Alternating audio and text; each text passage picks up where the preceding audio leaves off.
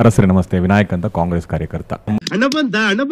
ಮೈಸೂರು ಚಾಮುಂಡಿ ಬೆಟ್ಟದ ಬಗ್ಗೆ ವಿವಾದ ಆಗ್ತಿದೆ.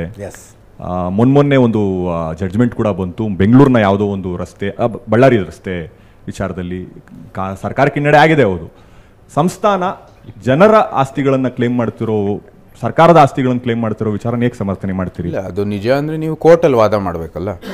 ಚಾಮುಂಡಿ ಬೆಟ್ಟ ಅದು ಜನರಿಗೆ ಅಥವಾ ಸಾರ್ವಜನಿಕರು ಸೇರಿಕೆ ಅಥವಾ ಸರ್ಕಾರಕ್ಕೆ ಸೇರಿದೆ ಅಂತ ನೀವು ಕೋರ್ಟ್ನಲ್ಲಿ ವಾದ ಮಾಡಬೇಕು. ಕೋರ್ಟಲ್ಲಿ ಅವ್ರು ಯಶಸ್ವಿ ಆಗಿಲ್ಲ. ಏನಕ್ಕೆ ಅಂದರೆ ಅದು ಭಾಳ ಸ್ಪಷ್ಟವಾಗಿದೆ, ಅದು ನಮ್ಮ ಧಾರ್ಮಿಕ ಹಕ್ಕು, ನಾವು ಯಾವತ್ತೂ ಕೊಟ್ಟಿಲ್ಲ. 4-5 ನಿಮಿಷ ಸಮಯ ತಗೊಂಡು ಚಾಮುಂಡಿ ಬೆಟ್ಟದ ವಿಷಯದಲ್ಲಿ ಸರ್ಕಾರ ವರ್ಸಸ್ ರಾಜಮನೆತನ ಇದುವರೆಗೂ ಏನೇನಾಗಿದೆ?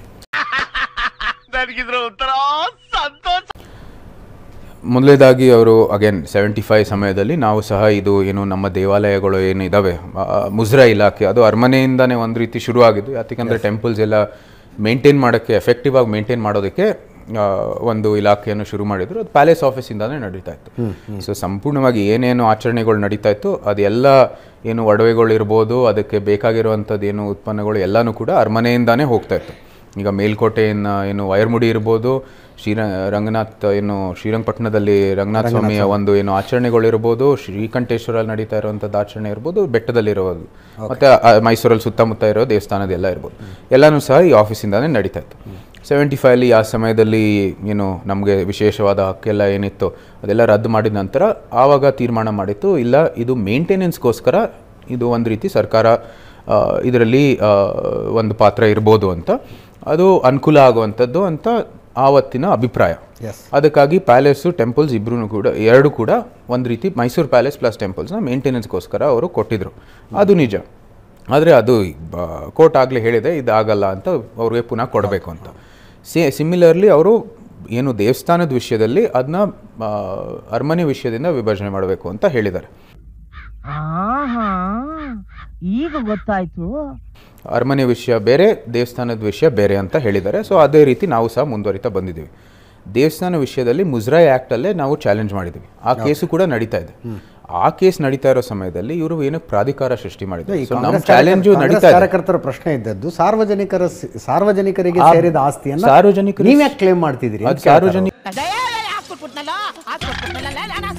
ಸೇರಿರೋದು ಅಂತಾನೆ ನಾವು ಇಲ್ಲ ಅಂತ ಹೇಳ್ತಾ ಇದೀವಿ. ನಮ್ಮ ವಾದ ಇರೋದು ಅದೇನೆ. ಪ್ರಜಾಪ್ರಭುತ್ವ ವ್ಯವಸ್ಥೆ ಅಲ್ಲ, ಒಂದೇ ನಿಮಿಷ ಪ್ರಜಾಪ್ರಭುತ್ವ ವ್ಯವಸ್ಥೆಗೆ ಬರ್ತೀನಿ.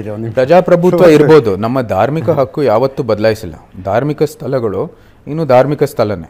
ತಾಯಿ ಚಾಮುಂಡೇಶ್ವರಿಗೆ ಅರಮನೆಯಿಂದ ಕೊಡಲಾಗಿದ್ದ ಆಸ್ತಿ ಎಷ್ಟು ಅನ್ನೋದರ ಅಂದಾಜು ತಮಗೇನಾದ್ರು ಇದೆಯಾ? ಅಂದರೆ ಅದು ಎಷ್ಟು ಕೊಟ್ಟಿದ್ದಾರೋ ಇಲ್ವೋ ಅಂತ ಗೊತ್ತಿಲ್ಲ.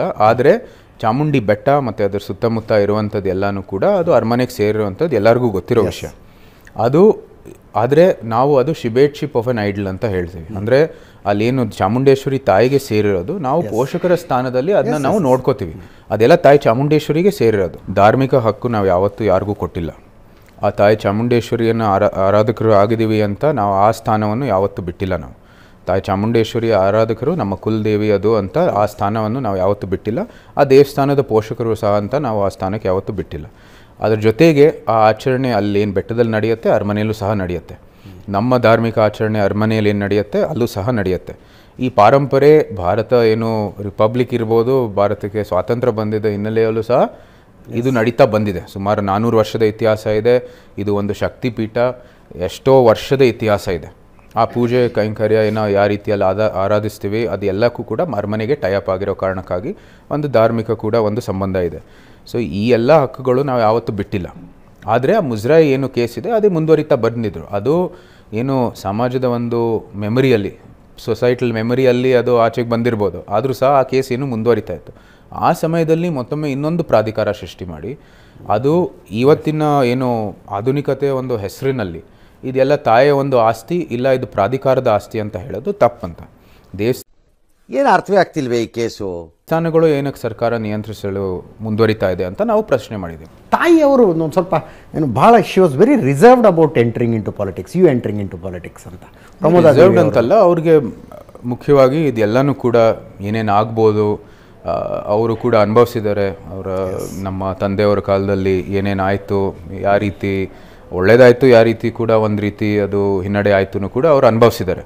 ಸೊ ಇದೆಲ್ಲನೂ ಕೂಡ ಪರಿಗಣಿಸಿದೀವ ಇಲ್ವಾ ಅಂತಲೂ ಕೂಡ ಅವರಲ್ಲಿ ಒಂದು ಅಭಿಪ್ರಾಯ ಇತ್ತು. ಸೊ ಅದೆಲ್ಲನೂ ಕೂಡ ನಾವು ಒಂದು ರೀತಿ ಅವರು ಕೂಡ ಅಂದರೆ ತಮ್ಮ ನಮಗೆ ಯಾಕೆ ಬೆಂಬಲ ಬೇಕು ಅನ್ನೋ ಥರದ ಅಭಿಪ್ರಾಯ ಇತ್ತಾ? ಇಲ್ಲ, ಆ ಥರ ಏನಿಲ್ಲ. ನಮ್ಮ ವೃತ್ತಿ ಜೀವನಕ್ಕೆ ಸಂಪೂರ್ಣವಾದ ಸ್ವಾತಂತ್ರ್ಯ ಇದೆ ನಮಗೆ ಅರಮನೆಯಲ್ಲಿ. ಯಾವುದೇ ರೀತಿ ಅವರೇನು ಅದಕ್ಕೇನು ಆಕ್ಷೇಪವನ್ನು ಅವ್ರು ಯಾವತ್ತೂ ವ್ಯಕ್ತಪಡಿಸಲ್ಲ. ಈ ಥರ ನಾವು ಮುಂದುವರಿಬೇಕು ಅಂದರೆ ಅವರು 100% 100 ನಮ್ಮ ಬೆಂಬಲಕ್ಕೆ ಇರ್ತಾರೆ. ಆದರೆ ನೀವು ಸರಿಯಾಗಿ ಅದನ್ನ ಪರಿಗಣಿಸಬೇಕು ಅಂತ ಅವರ ಅಭಿಪ್ರಾಯ ಅಷ್ಟೇ. ಅದು ಅವರು ಆಶೀರ್ವಾದ ಕೊಟ್ಟಿದ ನಂತರ ನಮಗೇನು ಯಾವುದೇ ರೀತಿಯ ಒಂದು there was no change in my mind. Yes sir, ನಿಮ್ಗೆ ರಾಜಕೀಯ ಅವಶ್ಯಕತೆ ಇತ್ತಾ ಇಲ್ಲ ಬಿಜೆಪಿಗೆ ನಿಮ್ಮ ಅವಶ್ಯಕತೆ ಇತ್ತಾ? ಯಾಕೆ ಬೇಕದು ತಿಕ್ಕ ಮುಚ್ಕೊಂಡು ಹೋಗಲ್ಲ. ಅವಶ್ಯಕತೆಯ ಪ್ರಶ್ನೆ ಅಲ್ಲ ಇದು.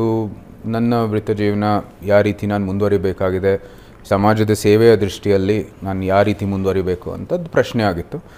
ನಾನು ಸಹ ಏನು ವೈಯಕ್ತಿಕವಾದ ಒಂದು ದೃಷ್ಟಿಯಲ್ಲಿ ಏನು ಮಾಡ್ತಾ ಇದೆ ಅದನ್ನು ಮೀರಿ ಇನ್ನೂ ಜಾಸ್ತಿ ಕೆಲಸ ಮಾಡಬೇಕು ಅಂತ ನನ್ನ ಆಸೆ. ಯಾರು ಮಾಡಕ್ ಸಾಧ್ಯ ಆಗಲ್ಲ.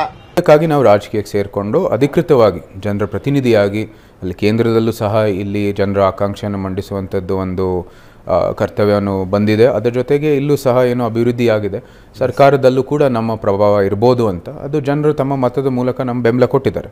ಅಂದರೆ ನಮಗೇನು ದೃಷ್ಟಿ ಇದೆ ನಮ್ಮ ಮೈಸೂರು ಮತ್ತು ಕೊಡಗುಗೆ, ಅವರು ತಮ್ಮ ಮತದ ಮೂಲಕ ಅದಕ್ಕೆ ಬೆಂಬಲವನ್ನು ಕೊಟ್ಟಿದ್ದಾರೆ. So they are in alignment with what we want for Mysuru. So ಅದಕ್ಕಾಗಿ ಇದು ಅವಶ್ಯಕತೆಯ ವಿಷಯ ಅಲ್ವೇ ಇಲ್ಲ.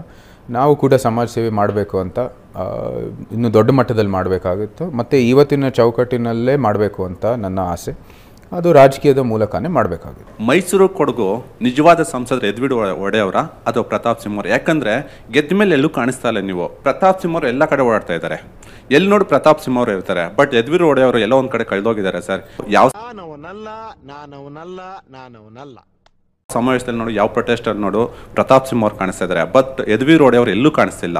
ಯಾವ ಆಧಾರ ಮೇಲೆ ಹೇಳ್ತಾ ಇದೀರಿ ಅಂತ ಗೊತ್ತಿಲ್ಲ. ಅವ್ರು ಎಲ್ಲ ಈಗ ನಾನು ಉದಾಹರಣೆಗೆ ಹೇಳ್ತೀನಿ, ಈಗಲೇ ನಮ್ಮ ಹನುಮ ಜಯಂತಿ ಆಯಿತು, ಅವ್ರ ಪಕ್ಕದಲ್ಲೇ ನಾನೇ ನಿಂತಿದ್ದೆ ಅಲ್ಲಿ ಹುಣಸೂರಲ್ಲಿ ನಡೀತಾ ಇರುವಾಗ. ನಾವು ಅದಕ್ಕೆ ಹೋಗ್ಬಿಟ್ಟು ಪ್ರಚಾರ ಮಾಡ್ತಾ ಇಲ್ಲೋ ಕಾರಣಕ್ಕಾಗಿ ಅಥವಾ ಏನು ಹೆಚ್ಚಾಗಿ ಅಂದರೆ ಬೇಕಾಗಿ ಇಲ್ಲದೇ ಇರೋ ಪ್ರಚಾರ ಮಾಡ್ತಾ ಇಲ್ಲದೇ ಇರೋ ಕಾರಣಕ್ಕಾಗಿ ಬಹುಶಃ ನಿಮ್ಗಲ್ಲಿ ಅನಿಸಿರ್ಬೋದು. ಮತ್ತು ಬೆಂಗಳೂರಲ್ಲಿ ಕೂತ್ಕೊಂಡು ನಿಮ್ಮ ಮೈಸೂರು ಮತ್ತು ಕೊಡಗುವಿನ ಸಮಸ್ಯೆಗಳು ನಿಮಗೆ ಜಾಸ್ತಿ ಗೊತ್ತಿಲ್ಲದೆ ಇರ್ಬೋದು. ಆದರೆ ದಯವಿಟ್ಟು ಬನ್ನಿ ಮೈಸೂರಿಗೆ, ನಮ್ಮ ಜೊತೆನೇ ಬನ್ನಿ, ಓಡಾಡಿ ನೋಡೋಣ ಎಷ್ಟು ಮಾಡ್ತಾ ಇದ್ದೀವಿ ನಾವು ಅಂತ.